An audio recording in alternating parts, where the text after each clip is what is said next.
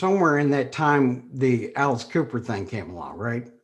Somewhere. Yeah, right after the Lou Reed thing, I came into New York and did some overdubs on Billion Dollar Babies, and I think now you have to forgive me because I'm not real sure what went on there. I wasn't in the middle of all of that. I was kind Sure. of on the outskirts. I think Dick was had already done some stuff with Alice, which I didn't know. I think he'd written this. I think he wrote "I Love the Dead" or co-wrote it or something. I don't know what all was going on, but Dick already kind of knew them. I knew them from Detroit, but I hadn't Right. played, you know. And then so I went in there and did some overdubs on Billion Dollar Babies, and I think Dick had already done something. And that's how I actually got involved in recording then. Although that band, that was still with the original band, of course. Yeah. I just did some overdubs on that album. Alice had actually, he had come and seen some of the shows you did with Detroit, right? Well, I don't know. I think he did. We were kind of back when in Detroit, as you may know because you've been there. Oh, yeah. All the bands in Detroit were pretty much fans of all the other bands. I mean, there wasn't really this feeling of competition. Right. It was more like everybody, all the bands supported each other. You know, we would go see. Well, there was an all-girl band there called Cradle, which I think Susie Quattro was the bass Oh, player.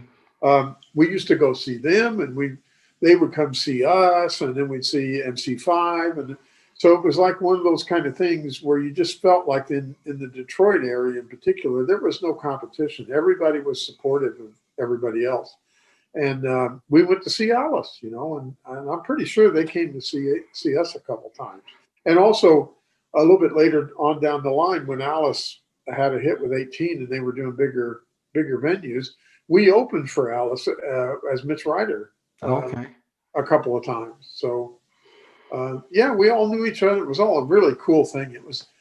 I liked the vibe in those days with bands. What can you tell us about you did a lot of albums with Alice Cooper, of course you're doing other things too, and then you toured with him. What was all that like? Well, that was fabulous. I mean, in 1975, I did the Welcome to My Nightmare album, and then we did the tour. It was the same band basically that did the album, Right. the tour. So we all knew each other, and it was like, and man, it was fabulous. I mean, playing 20, 30, 40,000 seaters every night. It was fabulous. I mean, it was to me what I always wanted to do. I always wanted to get on stage in front of that many people and make music. Um, the funny thing is, it never scared me, or I never felt nervous, or any of that stuff. I felt excited, but I never felt nervous. I always felt like, let's go out there and kick some ass. That's what it always felt like every night when we went on stage with Alice. It was, and we did. I mean, we did our best every night. We wanted to show all those people out there that we could make as much noise as they could and put out as much energy as they gave us. And that's the most wonderful thing about playing live, is that interplay between you and the audience. It's fabulous. Right. Now, as a gearhead, I'm interested in what was some of the stuff that you were playing back then, or Well, at any time. But what was your main guitars and amps back then? well, funny thing is, it was real simple because I wasn't into multiple guitars and multiple amps or any of that Sure. stuff. In fact, we didn't even.